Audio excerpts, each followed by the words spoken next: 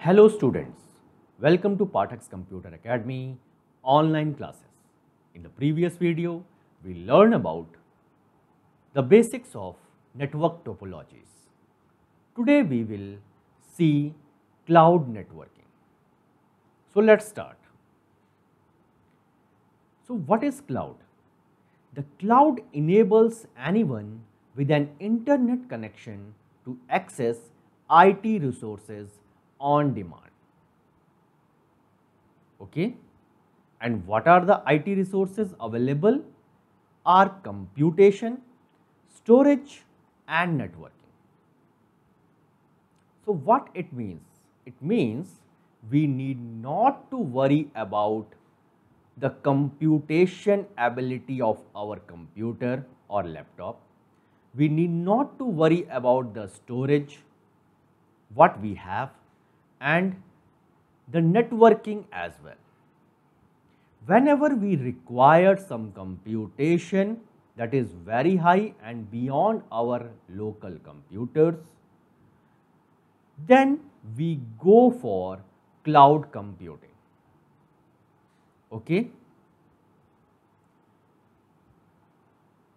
Cloud networking or cloud-based networking is when some or all of an organization networking resources are hosted in the cloud. Clear? That can be either public or private. We will discuss it in upcoming slides.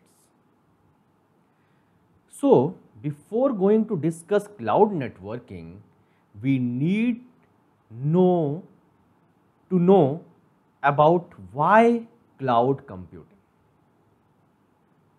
The basic funda is cloud computing decreases the hardware and software demand from the user side. We need only a cloud computing interface software which can be as simple as web browser, from where we can request about the services required, and the cloud network takes care of the rest. For example, we all are using email services given by the various providers like Google, Yahoo. All the email and the related services are not installed in our local computers. We have to connect with the internet to the particular server, given our credentials, and after that we can use the services given by that provider, either composing the email, read the email, send the email, and many more. This is the best example of cloud computing. So I think it's very clear why we are learning about cloud. So what is cloud computing? First of all, the term cloud refers to a network, or you can say that the internet. And cloud computing is the on-demand delivery of IT resources over the internet with pay-as-you-go pricing. Instead of buying, owning and maintaining physical data centers and servers, we can access technology services, either computing power, storage and databases as needed. I already discussed in the previous slide. Okay? And the data can be anything, either files, images, documents, audio, video and many more. Clear? So what is cloud networking? Same as I discussed about that, the resources available are computation, storage or networking.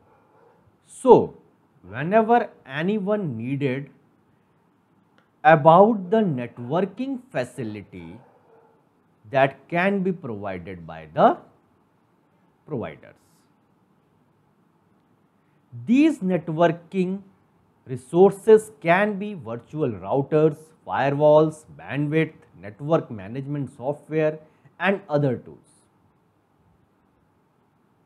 Clear? Now, what are the types of cloud or cloud networking? Basically, three types of clouds are available: public cloud, private cloud, and hybrid cloud. As the name suggests, public cloud is open to all to store and access information via the internet using the pay per uses method. Okay.